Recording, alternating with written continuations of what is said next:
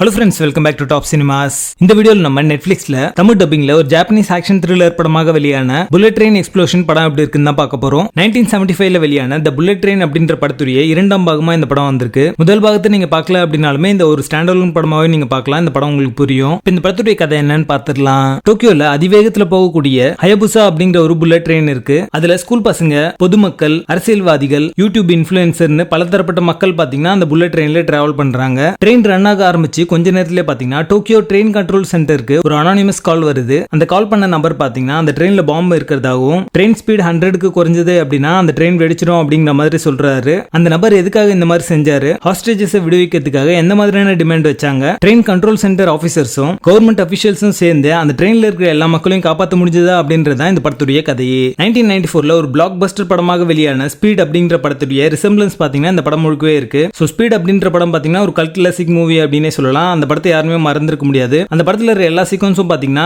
பஸ்ஸுக்கு பதிலா வந்து ட்ரெயின் வச்சா எப்படி இருக்குமோ அந்த மாதிரி தான் இந்த படத்துல எடுத்திருப்பாங்க. த்ரில்லர் ஃபேன்ஸ் சாட்டிஸ்ஃபை பண்ற மாதிரியான நிறைய காட்சிகள் இந்த படத்துல இருக்கு. கேரக்டர் ஆர்க் அண்ட் டெவலப்மெண்ட் ரொம்ப நல்லாவே பண்ணிருக்காங்க. சோ எல்லா கேரக்டர்ஸுமே நம்மளுக்கு கனெக்ட் ஆச்சு. ஹயபுசாவுடைய ஹெட் மேனேஜரா ஒருத்தர் வந்து வருவாரு. அவர் பாத்தீங்கன்னா தன்னுடைய பேசஞ்சர்ஸ் வந்து நல்லவனோ கெட்டவனோ யாரா இருந்தாலுமே அவங்களோட உயிருக்கு நான் தான் பொறுப்பு அப்படின்ற மாதிரியான ஒரு எத்திக்கல் திங்கிங்கோட இருப்பாரு. அதே மாதிரி ட்ரெயின் கண்ட்ரோல் சென்டருடைய ஹெட் பாத்தீங்கன்னா அவரால் எந்த அளவுக்கு வந்து பெஸ்டா பண்ண முடியுமோ அந்த அளவுக்கு பண்ணி ஒருத்தர் விடாம எல்லாரையும் காப்பாற்றணும் அப்படின்ற மாதிரி நினைப்பாரு. அவங்களோட அந்த எத்திக்கல் திங்கிங் எல்லாமே வந்து ரொம்ப நல்லாவே போர்ட்ரே பண்ணிருப்பாங்க. அது பார்க்கிறதுக்கு நல்லா இருக்கும். அதே மாதிரி பொலிட்டீஷியன் லேடியா ஒருத்தவங்க வந்து வருவாங்க ட்ரெயின்குள்ள. அவங்க வர சீக்வன்ஸ் எல்லாமே ரொம்ப நல்லாவே ஒர்க் அவுட் ஆச்சு. உங்களோட லைஃப்ல இருக்கிற எல்லா பிரச்சனைக்கும் பொலிட்டீஷியன் தான் காரணம்னு சொல்லுவீங்களா அப்படிங்கிற ஒரு டயலாக் வந்து சொல்லிருப்பாங்க. அந்த டயலாக் ரொம்ப நல்லாவே ஒர்க் அவுட் ஆச்சு. அந்த இடத்துல கேரக்டர்ஸ் டிசைன் பண்ணதுக்கு ஏற்ற மாதிரி அதுல நடிச்சவங்களும் பாத்தீங்கன்னா அந்த ரோல்ஸ்க்கு ஜஸ்டிஸ் பண்ணிருக்காங்க அப்படின்னு தான் சொல்லுவேன். அதுல இருக்கிற ஒவ்வொரு கேரக்டரும் பாத்தீங்கன்னா எப்படியாவது அங்கிருந்து தப்பிச்சிடணும் அப்படின்ற மாதிரியான ஒரு டென்ஷன் பில்டிங் நம்மளுக்கு இருந்துட்டே இருக்கும். ஆடியன்ஸ்க்கு edge of the seat experience கொடுக்குற மாதிரியான நிறைய காட்சிகள் இந்த படத்துல இருக்கு. இந்த படம் டெக்னிக்கலி சவுண்டான ஒரு படம் தான். Cinematography, sound effects, camera angles எல்லாமே பாத்தீங்கன்னா டாப் நாச்சா இருக்கும். பட் இந்த படத்துல இருக்கிற பிரச்சனை என்ன அப்படின்னு பாத்தீங்கன்னா ஸ்பீட் படத்துடைய ரிசம்பிளன்ஸ் நிறைய இடங்கள்ல இருக்கும். அதே மாதிரி